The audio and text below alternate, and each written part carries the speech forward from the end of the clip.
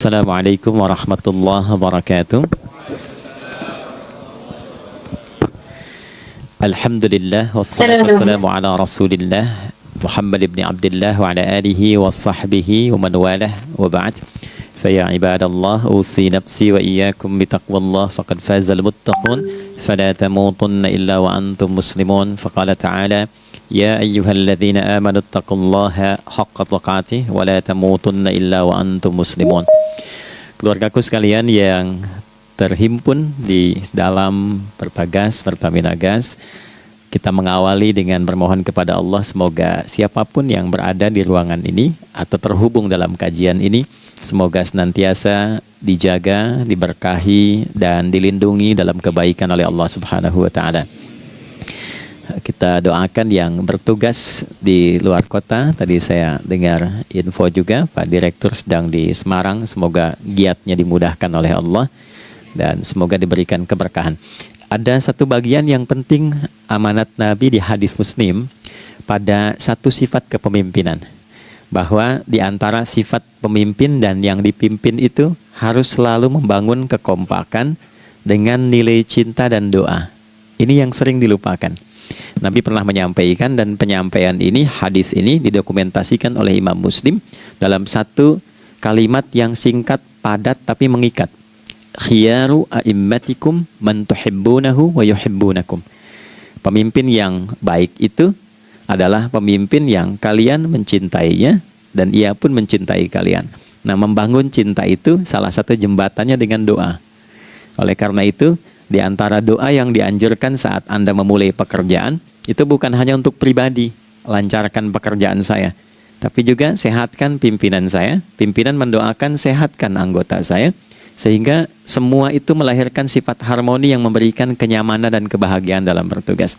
Nah, izinkan saya mengawali dengan itu dulu, karena itu di antara sunnah yang seringkali terlupakan. Sehingga bekerja itu lebih banyak dilakukan dengan tekanan menyelesaikan tugas dibandingkan dengan rasa cinta untuk bisa memberikan nilai ibadah di dalamnya. Yang kedua, semoga sholat kita diterima oleh Allah Subhanahu wa Ta'ala. Nah, yang kedua ini tidak cukup dengan amin. Kita harus tahu dulu standar penerimaan itu seperti apa. Dan yang kedua, kenapa harus sholat? Ini poin pokoknya. Mengapa sih umat Islam itu cukup hanya misalnya dengan bersyahadat saja dipandang sudah berislam, lalu berbuat baik? Kenapa mesti ada sholat? Kenapa bahkan yang pokok sampai 5 waktunya? Dan jumlah rakaatnya pun diatur sedemikian rupa, sampai teknisnya pun dijelaskan dengan rinci. Saking rincinya, bila ada yang menyimpang dari rincian itu, maka dianggap sholatnya tidak sah dan mesti diulang.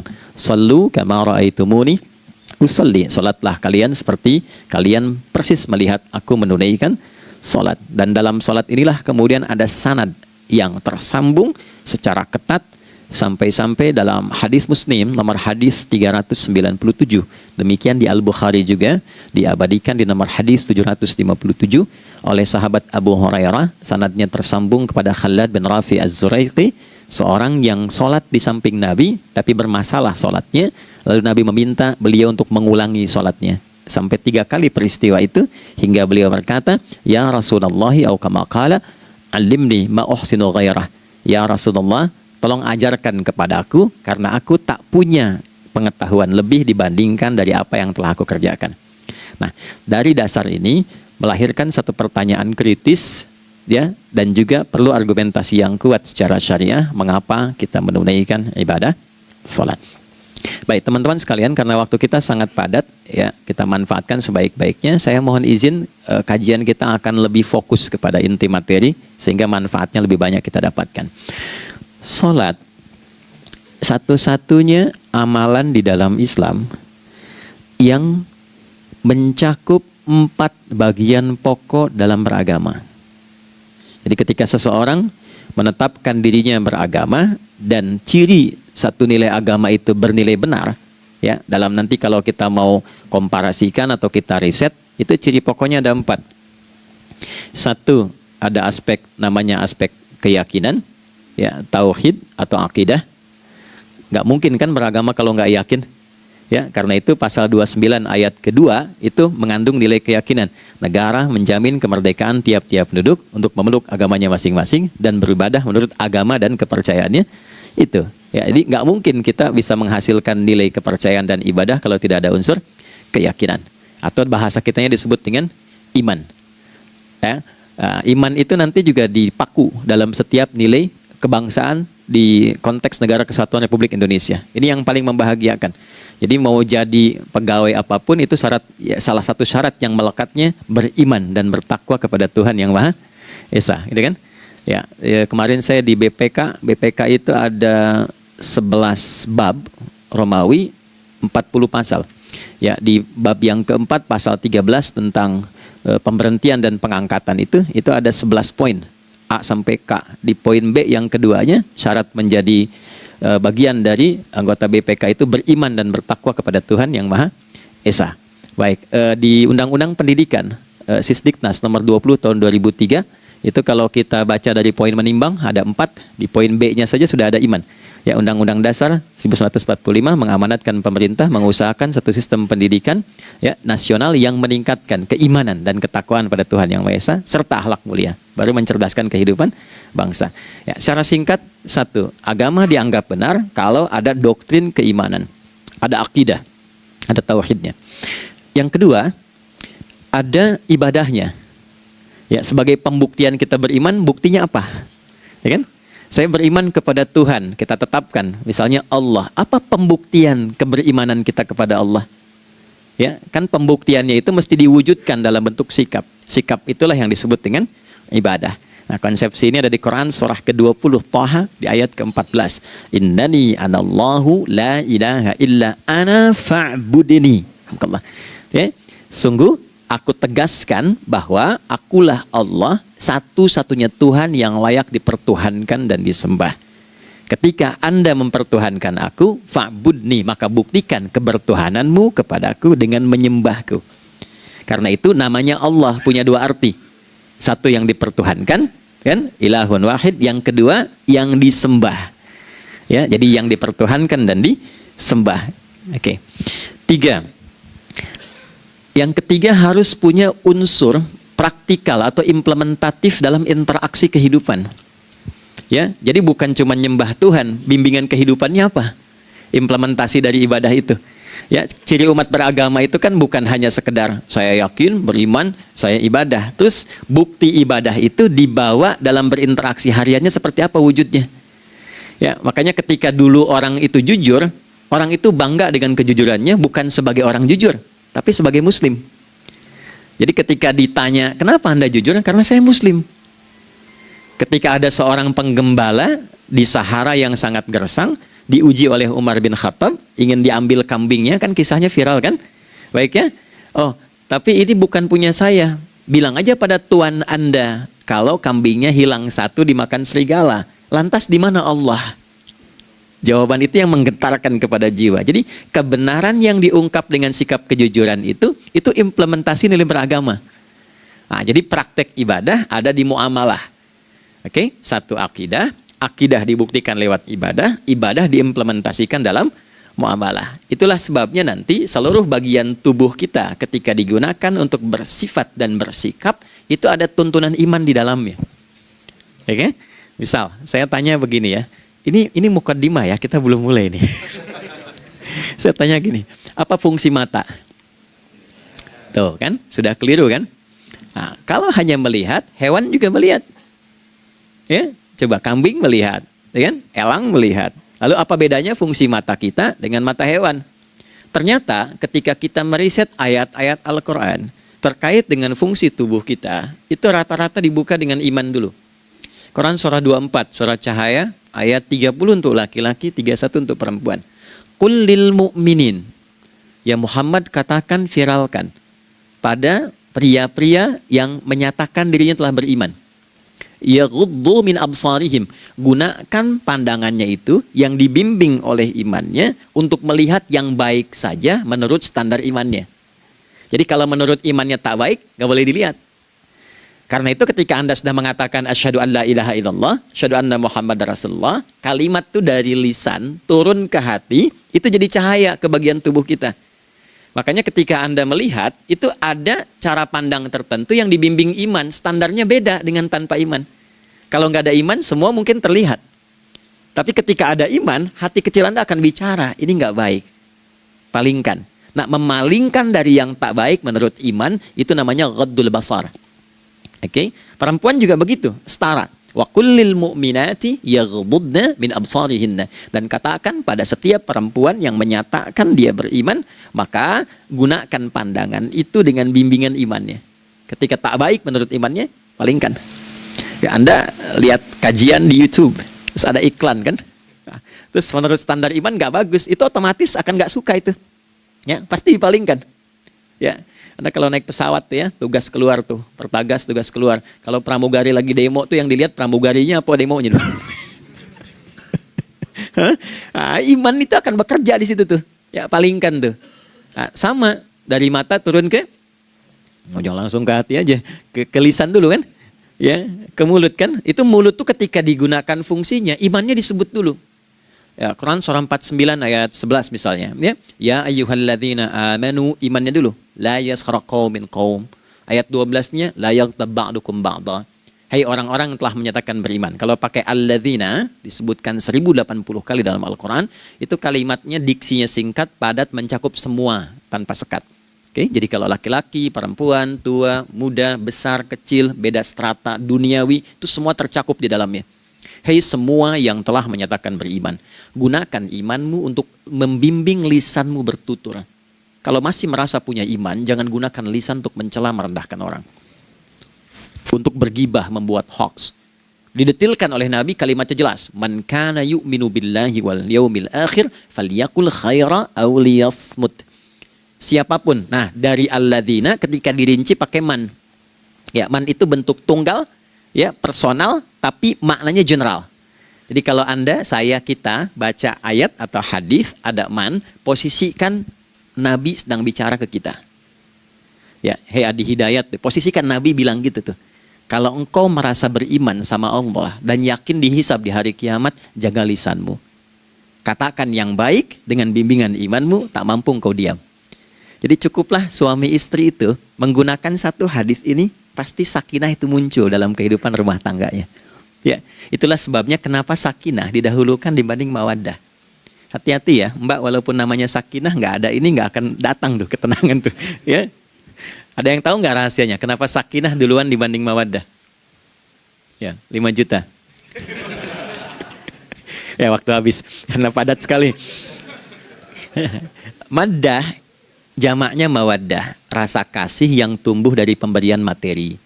Jadi kalau rumah tangga itu ingin cenderung pada kebahagiaan, boleh berbagi dengan materi. Ya, istri cemberut, ya Anda datang dengan senyuman, sayang, kenapa? Ya, ini emas 2 kilo, nah itu pasti sehat lagi tuh. Ya, itu mawaddah. Tapi maaf, walaupun Anda mapan bekerja, harta cukup melimpah, ruah, tapi tidak ada ketenangan di rumah tangga, tidak ada sakinah, maka hampa kehidupan rumah tangga itu. Itulah sebabnya kenapa di Quran sakinah lebih dulu dibandingkan dengan mawaddah. Saya tanya ibu deh, ibu pilih mana? Kaya tapi gelisah atau miskin tapi tenang? Oke. Saya paham itu. Saya paham. Suami juga sepakat semuanya. Ya, artinya apa? Kita nggak bisa menghilangkan unsur ketenangan. Oke, itu hanya pembuktian argumentatif ya, supaya kajiannya lebih kepada argumen. Jadi ada akidah terkorelasi dengan ibadah, implementasinya di aspek muamalah. Nah, nanti cara bermuamalahnya diatur lewat akhlak namanya. Bagaimana bermuamalah yang baik? Kan Anda, maaf ya, berekspresi kepada pimpinan dengan kawan kan berbeda. Oke, kepada orang tua dengan anak kan lain. Nah, yang mengatur interaksi kita sehingga terjalin harmoni yang baik, itulah yang disebut dengan akhlak. Nah, 4 poin inilah yang menjadi inti dakwah Nabi SAW ketika diutus oleh Allah Subhanahu wa Ta'ala. Memastikan 4 ini bisa optimal kita lakukan dalam kehidupan. Bonusnya yang kelima, selalu meningkatkan inovasi sehingga selalu mendapatkan hal baru dalam kehidupan. 5 ini digabungkan di Quran surah kedua Al-Baqarah di ayat 151. Kama arsalna fikum rasulam minkum yatslu alaikum ayatina. Satu. Oke, wa yuzakkikum. Dua, akhlak. Wa yuallimukumul kitaba. Tiga, wal hikmah. Empat, lima, wa yuallimukum ma lam takunu ta'lamun. Kelima-limanya ini digambarkanlah dalam bentuk ibadah yang melatih kita sebagai pondasi awal menuju dan memantapkan 5 hal ini, yaitu sholat. Itulah sebabnya kenapa sholat yang pokok dilakukan 5 waktu dalam sehari untuk mewujudkan 5 hal ini dalam kehidupan, dan satu-satunya ibadah yang mengumpulkan 5 aspek ini dalam prakteknya hanya sholat. Hanya sholat. Oke, mari kita detilkan, kita rinci, dan di sini kita akan mulai kajian kita. Yang tadi mukaddimah ya. Baik, kita punya 30 menit. Wah, padat sekali. Bismillahirrahmanirrahim. 1. Sholat adalah perwujudan iman seorang hamba. Karena itulah kalimat sholat pertama kali disebutkan dalam Al-Quran, itu letaknya setelah kalimat iman. Al-Baqarah ayat 3. Alladzina yu'minuna bil ghaibi wa yuqimunas shalah. Orang-orang yang telah menyatakan beriman dan konsisten menjaga imannya. Beda alladzina amanu dengan yu'minun. Amanu telah beriman. Tapi kalau dia komitmen dan konsisten terus menjaga imannya sampai saat dia berpulang pada Tuhannya, maka berubah nanti bentuknya kalau di bahasa Arab jadi mudhari'. Kalau di bahasa Inggris kan tuh punya 3 arti. Present, continuous, and future. Jadi kalaupun sekarang terus berlangsung sampai masa depan pun saya tetap akan beriman. Nah, pembuktian untuk menjaga iman itu pembuktian utamanya pada sholat. Itulah sebabnya satu-satunya amal ibadah dari rukun Islam yang 5 itu, ya, satu-satunya amal ibadah yang disebut iman dalam Al-Quran hanya sholat. Teman-teman boleh buka Quran surah kedua Al-Baqarah di ayat 143. Ya, di pertengahan ke ujung ayatnya. Saya percepat. Wa ma kana Allahu liyudhi'a imanakum. Dan Allah nggak akan pernah menyia-nyiakan sholat seseorang yang dikerjakan karena imannya. Ayat ini turun, ketika ada terjadi pergantian arah kiblat.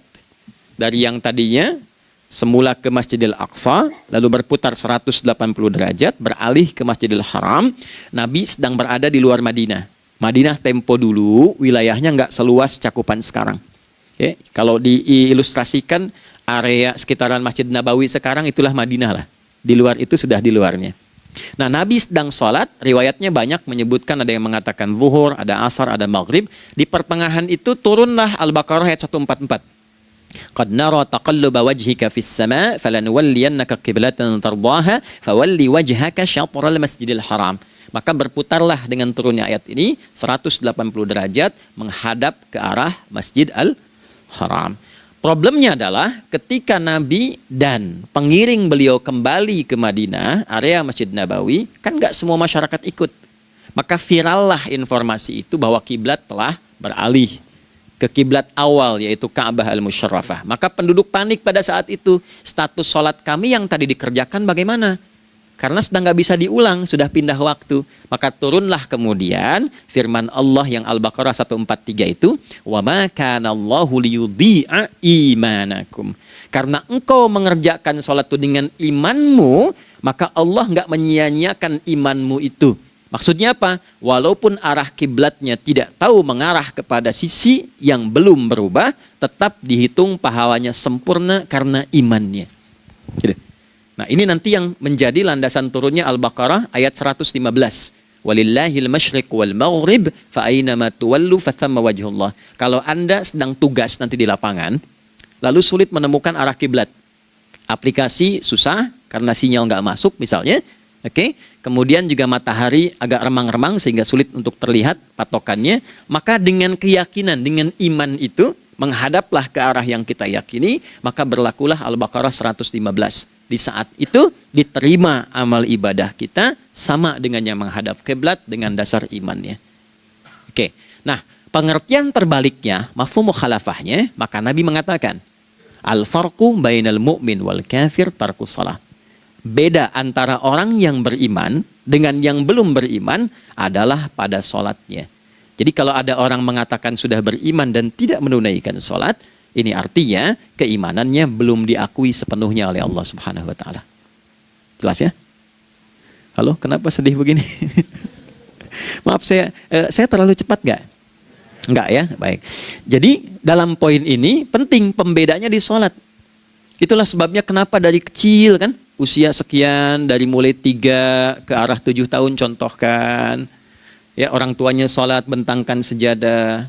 Kalau bisa, kalau anak sudah mulai suka tuh kasih model sejadah yang anak-anak sukai bentuknya. Ya, dulu ada anak saya senang model mobilan.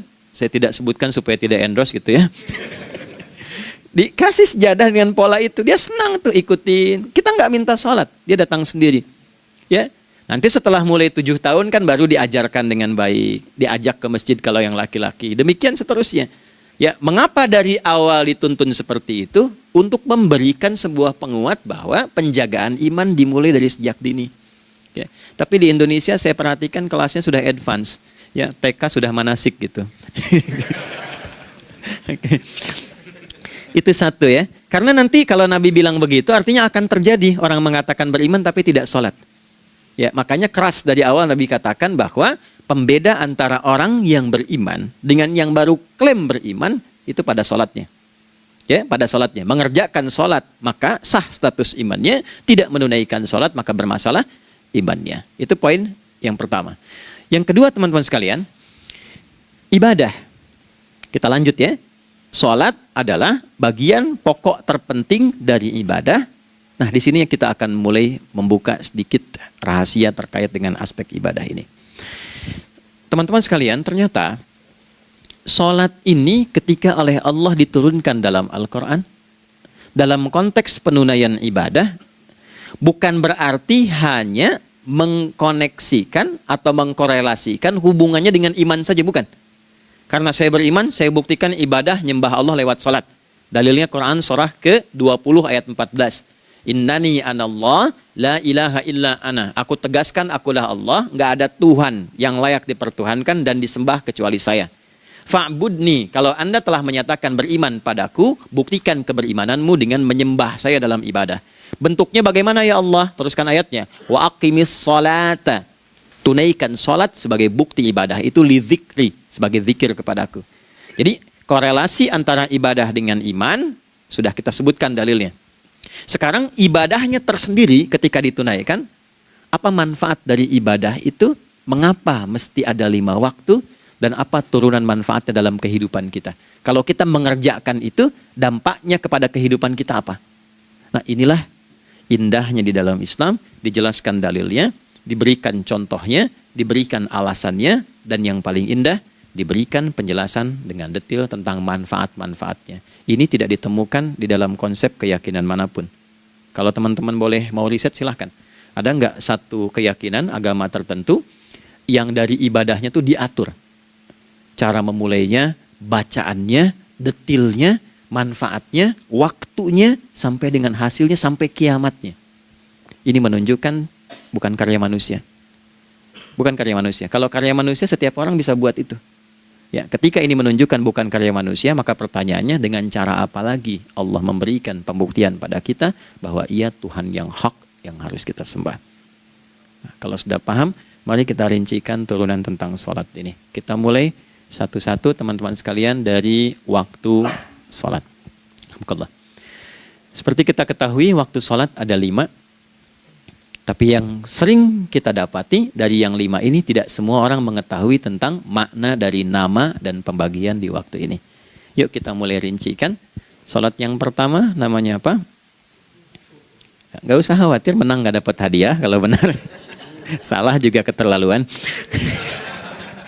Oke, 1 subuh. Dia satu-satunya nama sholat yang punya 2 nama ya. Subuh dan fajar. Oke, Pak Fajar, Pak waktu sholat. 2, zuhur. 3, asar. 4, maghrib. 5, isya. Oke, rumus hitungannya 24, 4, 3, 4. Ya. Rumus bilangannya 24, 4, 3, 4. Kalau mau tanya nomor koneksi dengan Allah, 24, 4, 3, 4. 2 subuh, 4 zuhur, 4 asar, 3 maghrib, 4 isya. Oke, pertanyaannya, apa artinya nama itu? Selama ini jangan-jangan kita hanya tahu namanya tapi tidak memahami maknanya. Itu poinnya. Oke, sekarang mari kita mulai. Izin saya tidak punya kemampuan untuk menuliskan, ya, karena memang saat ini terbatas. Tapi kalau diperkenankan bisa kita coba uraikan sedikit. Baik. Ya, bismillah. Jazakallah khair. Mohon fokus baik-baik karena waktunya tinggal 21 menit lagi. Izin saya pastikan dulu ya supaya terlihat dengan baik. Ibu kelihatan di sana? Bagus. Saya kira tuh hanya di Sumbawa Barat. Ternyata di Pertagas pun perempuan-perempuannya imannya luar biasa. Maksudnya belum saya tulis sudah kelihatan. Imannya luar biasa. Oke, kita mulai dari yang pertama ya. 5 waktu sholat. Kita mulai dari 1 dulu. Subuh, teman-teman saya turunkan dulu ya. Izinkan saya tulis pakai bahasa Arab dulu supaya gampang. 1, dia punya 2 nama. Ini angka Arab ya. Kalau yang gini angka Hindi. Anda yang di admin di komputer pasti tahu. Ada Fajr. Kata subuh ditemukan di Al-Quran surah ke-81 At-Takwir ayat 18. Kalau keliru tolong diingatkan. Was-subhi idza tanaffas. Quran surah 81 ayat 18. Ya. Nggak usah di ilmu utak-atik ya. Oh ini kenapa 81 kalau dibalik 18? Itu cocok logi. Ya, abaikan aja itu. Ya. Fajar agak banyak di Quran terkait dengan nama sholatnya ada di Quran surah ke-17 di ayat 78. Aqimis salata liduluki syamsi ila ghasaqil laili wa qur'anal fajr. Inna qur'anal fajri kana masyhuda. Yuk kita mulai ke maknanya dulu. Ingat rumusnya ya. Rumusnya ini selalu begini rumusnya. Aqidah selalu punya korelasi dengan ibadah. Ibadah selalu punya korelasi dengan muamalah, interaksi harian kita. Muamalah hiasannya adalah akhlak. Nah, barulah kemudian di sini muncul inovasi dalam kehidupan, hal yang baru. Hidup ya, yang mengacu pada 2 kebahagiaan yaitu dunia dan akhirat. Ya, konsepsi ini nanti ditemukan di Quran surah ke-2 Al-Baqarah ayat 201 dan menjadi doa paling favorit umat Islam Indonesia saat ini. Rabbana atina fid dunya fil akhirati. Oke, ya cukup. Subuh.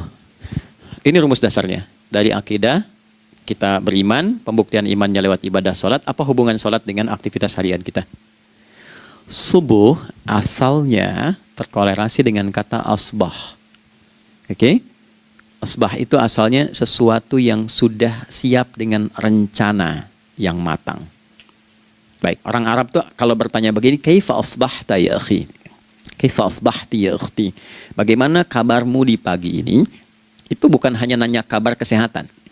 Beda dengan kaifa haluk, beda. Ya, itu bertanya, bagaimana kabarmu hari ini? Aktivitasmu bagaimana? Lancar, sudah siap, planning bagus dan sebagainya.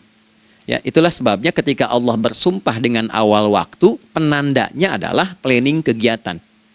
Ya, was-subhi, dan aku bersumpah demi waktu subuh, awal mula untuk berkegiatan, idza tanafas, apabila sudah mulai bergerak bersamaan dengan nafas yang keluar itu, maka sudah jelas rencana yang dibuat. Ya, jangankan kita, semua alam itu, semesta itu seluruhnya bukan hanya bertasbih, tapi beraktivitas dalam tasbihnya. Di waktu subuh, matahari sudah mulai bersinar kan? Ya, dan sinarnya mengambil manfaat loh. Mengandung nilai manfaat, memecah keheningan malam dan menghilangkan kegelapannya. Gelap mulai hilang, datang kemudian sinar yang memberikan kita bimbingan untuk beraktivitas. Tumbuhan dimulai waktu itu sudah mengeluarkan oksigen, menyerap karbon dioksida. Saya waktu di Utrecht, di Delft di Belanda, ya, saya coba ingin membuktikan. Kan adzan nggak terdengar keluar ya. Jadi sebelum waktu subuh itu saya keluar, kebetulan flatnya waktu itu dekat area hutan yang agak rimbun, enak gitu, udaranya bagus. Itu sebelum subuh terasa karbon dioksida. Walaupun cuma beda hampir 1 menit. Tapi begitu masuk waktu subuh, keluar kesegaran yang luar biasa. Oksigen yang keluar. Ya, Ini kan nggak mungkin, kalau kuasa Allah tuh nggak mungkin terjadi seperti ini kalau bukan kuasa Allah Subhanahu wa Ta'ala. Tapi poinnya adalah yang bicara begini Quran. Nah, sekarang yang ingin saya katakan adalah alam semesta dalam konteks seperti matahari, kemudian tumbuhan, binatang, ayam bahkan mulai berkokok, punya planning yang teratur. Masa kita makhluk yang dihisab tuh nggak teratur? Nggak punya perencanaan? Maka subuh itu mengajarkan kepada kita, jangan sampai ada orang Islam yang punya keimanan, lalu menunaikan sholat, diajarkanlah oleh Allah, setiap masuk subuh itu harus punya agenda yang jelas. Planning yang terukur. Jangan terjadi mengaku muslim, beriman, tapi nggak jelas perencanaan hidupnya. Jam 7 mau di mana? Jam 8 kerjakan apa? Anda dari sini ketemu 7 ke 4, atau setengah 8 ke setengah 5, 8 jam kerja. Oke, berangkat jam berapa? Petakan di jalan macetnya di sebelah mana? Ukur sampai kantor tiba jam berapa? Apa yang mau dikerjakan di kantor? Itulah Islam, itulah subuh. Sehingga tidak ada satupun orang Islam di era Nabi mengajarkan beraktivitas kecuali terukur dan teratur. Bahkan Nabi memulai itu evaluasinya di malam hari. Sehingga turun di antara surah Al-Insyirah itu ada ayat yang tegas mengatakan di ujungnya, فَإِذَا فَرَغْتَ فَانْصَبْ. Evaluasi yang telah berlalu di malam hari, evaluasinya menyeluruh sampai ke zikirnya. Dicatat nih. Ya, aku hari ini secara spiritual itu, mohon maaf, sholat jamaahnya berapa waktu tuh? Dari 5. Oke? Misalnya dari 5 itu cuma 4, berarti koreksi ada yang kurang. 1. Ya. Yang kedua, secara intelektual sudah berapa bacaan yang dibaca saat ini? Ilmu yang ditingkatkan, mensyukuri anugerah akal dan sebagainya. Bekerja sempurna enggak? Turunkan ibadahnya bagaimana? Ketika ada yang kurang, istighfari. Ya, sebagai seorang ayah, ada enggak sesuatu yang salah yang dilakukan belum sempurna? Sebagai seorang ibu, anak dan sebagainya, istighfar. Itulah sebabnya sebelum tidur Nabi ajarkan istighfar. Yang kita tahu 70 kali kan, 100 kali. Yang saya tanya, 1 ke 70 itu istighfar apa saja? Apakah hanya bilangan di lisan? Atau dari lisan diingatkan oleh pikiran, ditembuskan ke hati? Istighfar sebagai seorang ayah yang kurang maksimal melihat anak dengan baik. Anda boleh punya jabatan di kantor, boleh direktur, boleh manajer, boleh macam-macam. Tapi ketika Anda pulang, Anda seorang ayah. Saya di Timur Tengah disebut syekh, di sini dipanggil kiai, dipanggil ustadz. Pulang ke rumah, anak saya nggak kenal itu semua. Anak saya nggak peduli itu semua. Belum pernah seumur-umur saya mengajar, lalu saya pulang, anak saya menunggu depan pintu dan memanggil, kiai. Tidak ada. Dia ingin ayahnya. Ingin ayahnya. Oke. Kenapa nggak kita hadirkan istighfar pertama kita itu karena kita kurang perhatian? Kurang perhatian kepada anak misalnya. Saya kalau pulang tengah malam dan semua tertidur, saya lihat satu-satu. Perbaiki cara tidurnya, doa, lihat satu-satu, minta ampun sama Allah. Dan ya kadang sebelum mengalirkan air mata kita nggak bisa tidur karena nggak tahu nanti ketemu lagi nggak di akhirat. Ya, itu poin yang paling penting. Nah, jadi istighfar pertama itu untuk diri kita, ketaatan pada Allah, untuk diri kita sebagai anak pada orang tua, sebagai suami punya tanggung jawab istri atau sebaliknya, demikian seterusnya. Nah, itu kalau sudah kita bisa lakukan, dievaluasi, direncanakan besoknya. Fa'idha faraghta fansab, direncanakan lagi yang berikutnya, besok mau ngapain, tulis malam. Kalau kita biasakan begitu, tidurnya enak. Karena nggak ada beban, damai hidupnya. Dengan teman damai kalau ada perselisihan sebelum tidur. Ya, jadi nggak ada orang mengigau itu masalah-masalah kehidupan dunia yang belum tuntas. Ini dunia saat terjaga bermasalah, saat tidur pun masih bermasalah. Gara-gara kamu nih, kapan istirahatnya?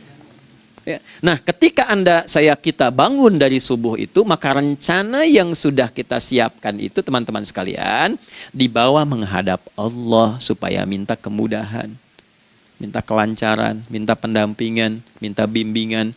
Itulah sebabnya kita dipanggil sholat di awal waktu, supaya rencana yang sudah kita siapkan itu minta taufiknya, persetujuan dan perlindungan dari Allah. Inilah yang menjadikan rahasia umumnya para sahabat memulai berkegiatan sejak dari masjid. Teman-teman boleh riset deh hadis-hadis tentang sholatnya sahabat dan kaitannya dengan syuruk dan pekerjaan. Rata-rata memulai dari masjid. Mereka tungguin, evaluasi, begitu siap, syuruk, minta sama Allah, berangkat. Saya mau kasih satu rahasia ya. Boleh jadi ijazah, tapi ini diantara kita aja ya. Anda boleh lakukan, berangkat ke masjid itu dengan baik. Terus minta misalnya, ya Allah, Kau perintahkan aku untuk berikhtiar, sekarang aku lakukan. Kau perintahkan aku untuk merencanakan, sekarang aku ikhtiarkan. Mohon lindungi, mudahkan, dan berikan bimbingan terbaik untuk mendapatkan hal yang wajar, halal, baik, dan kau ridhai. Anda berangkat. Pulang, sebelum nyampe rumah, mampir dulu ke masjid. Masjid terdekat dari rumah aja. Sholat 2 rakaat, situ. Ya, sholatnya bisa sholat wudhu, tahiyatul masjid, dan sebagainya. Setelah itu pulang. Doa dulu habis sholat. Ya Allah, aku telah berikhtiar seperti apa yang telah Engkau perintahkan. Sekarang aku memohon rizki darimu seperti apa yang telah Engkau janjikan. Kalau dengan semua ikhtiar ini belum cukup menurunkan rizki darimu, maka mohon tunjukkan padaku saat ini dengan cara apa lagi aku mesti berikhtiar. Oke? Silahkan Anda pulang dengan suasana itu ke rumah. Dan lihat apa yang terjadi. Rasakan bedanya, bedakan rasanya, dan pasti terasa bedanya. Gak ada kesan yang lain pada jiwa. Jadi yang dibawa ke rumah itu bukan aura kantor. Bukan aura jalan yang macet, tapi ada ketenangan, kenyamanan, dan kenikmatan. Kalau teman-teman mau pakai sunnah sahabat ini dalam dunia pekerjaan, dan Anda lakukan coba sehari ini saja, rasanya pasti beda. Ya, ini bagian pertama. Nah, ketika kita ingin datang menghadap Allah, dan mulai membawa rencana kita, kan perlu isyaratnya kan, kapan dimulai? Gak bisa tiba-tiba saya bangun jam 3 langsung sholat subuh, kan tidak begitu. Ya kan? Mesti ada satu sinyal dulu, yang dari sinyal itu ada feedback pada diri kita untuk merespon, gitu kan? Nah, pancaran respon atas sesuatu yang memancar akibat satu hal yang terjadi, kalau di gaya itu kan kalau ada gaya gerak, gaya dorong kan? Ya, kalau nggak salah F1 sama dengan F2 kan? Nah, gaya gerak sama dengan gaya dorong. Geraknya dikit, bunyinya kecil kan? Kencang bunyinya, kencang. Terus ada F berbanding lurus dengan P, hukum Pascalnya. Gaya berbanding lurus dengan tekanan, kan? Semakin banyak gaya semakin tertekan. Nah, respon yang muncul ketika ada satu misalnya gaya, tapi responnya sifatnya materi sifatnya. Ya, misal kalau Anda mau mengebor air, kan? Kemudian keluar terpancar tuh dari bawah itu keluar misalnya air. Nah, itu namanya infajar. Infajar. Dalilnya Quran surah kedua ayat 60. Wa idzistasqa Musa liqaumihi faqulna idrib bi'asakal hajar fanfajarat min husnata asyrata aina. Nabi Musa kata Allah itu kaummu 12 suku minta mata air. Dan enggak tanggung, setiap sukunya minta satu, katanya supaya enggak rebutan. Maka Allah firmankan, pukulkan tongkatmu yang kayu. Lihat diksinya detil sekali. Pukulkan tongkatmu yang kayu ke batu itu, maka batu itu akan terbelah dan mengeluarkan pancaran 12 mata air. Okay? Tongkat kayu dipukulkan ke batu, batunya yang hancur. Karena Musa seorang nabi, gitu kan? Anda punya tongkat emas, pukulkan ke batu, maka keluar 12 air mata. Gitu kan? Nah ini, infajar. Kalau respon yang keluar itu respon buruk. Misal, dalam nafsu, kan suka ada trigger ya, yang memancing respon, terus nafsu keluar kan? Ya, apa saja itu? Lihat gambar yang nggak bagus, nafsu keluar, gitu kan? Lihat sendal bagus, nafsu keluar, macam-macam ya. Nah itu fujur namanya. Fujur. Hurufnya masih sama, cuma bentuknya berbeda. Fa, jimnya masih ada waw, ada ra-nya. Fujur. Quran surah 91 di ayat 7-10. Wa nafsi wa ma sawwaha fa'alhamaha fujuraha wa taqwaha. Fujur tembus ke nafas, nafas memerintahkan yang buruk disebut su. Nafas ketemu su jadi nafsu. Makanya nama lain fujur itu nafsu. Dalilnya Quran surah 12 ayat 53. Wa ma ubarri'u nafsi innan nafsa la'ammaratun bisu.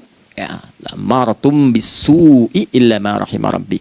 Oke, nafas ketemu su. Teruskan. Tapi kalau pancarannya pada sifat yang baik. Oke? Membelah sesuatu yang gelap menjadi baik, terbuka, memancarkan respon panggilan yang baik, maka berubah katanya menjadi fajar. Oke? Matahari diperintahkan oleh Allah, diperintahkan membelah kegelapan malam. Keluarlah sinar pertamanya, disebutlah fajar. Kenapa? Karena ada respon kebaikan keluar darinya. Baik, perhatikan baik-baik. Quran surah kedua, ayat 187. Wa kulu washrabu hatta yatabayyana lakumul khaytul abyadu minal khaytil aswadi minal fajar. Itu untuk matahari.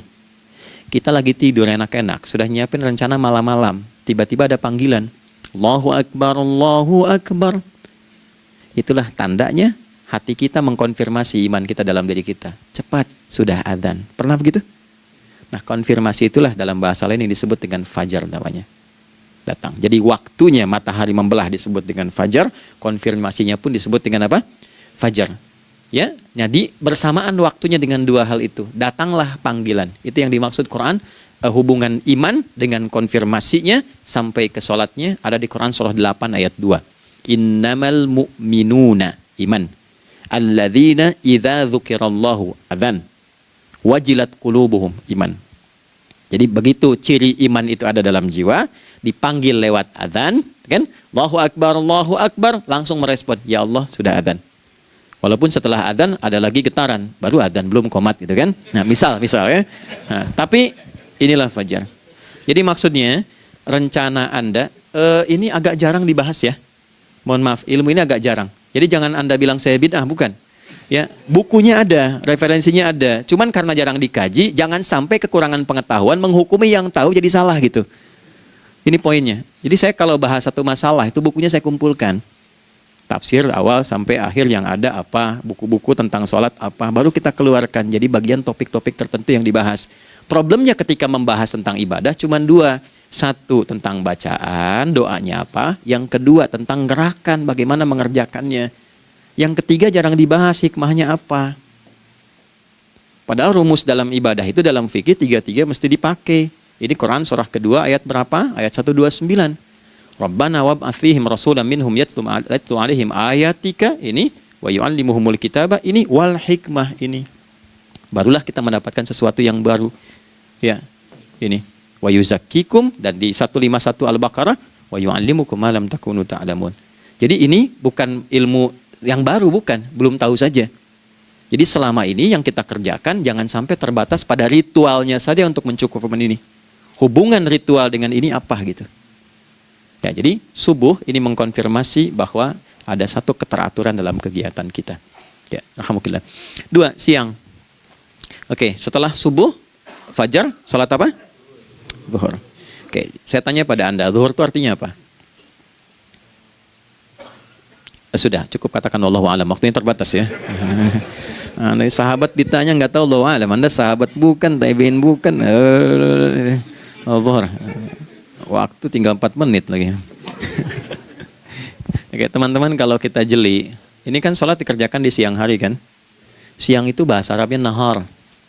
Naharun itu siang. Tapi kenapa sholatnya zuhur? Kok nggak sholat nahar gitu? Ya, lohor, jadi paksain tuh. Zuhur, lohor. Ya.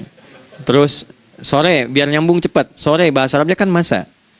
Masa al-khir, selamat sore. Kenapa kau sholatnya asar? Kok sholatnya namanya asar? Oke? Maghrib, Isya. Isya kan malam kan? Kenapa nggak lail? Rabbana atina fid dunya. Bukan, kalau nggak hafal diam aja. Wa minan nasi may yaqulu rabbana atina fid dunya wa ma lahu fil akhirati min khalaq.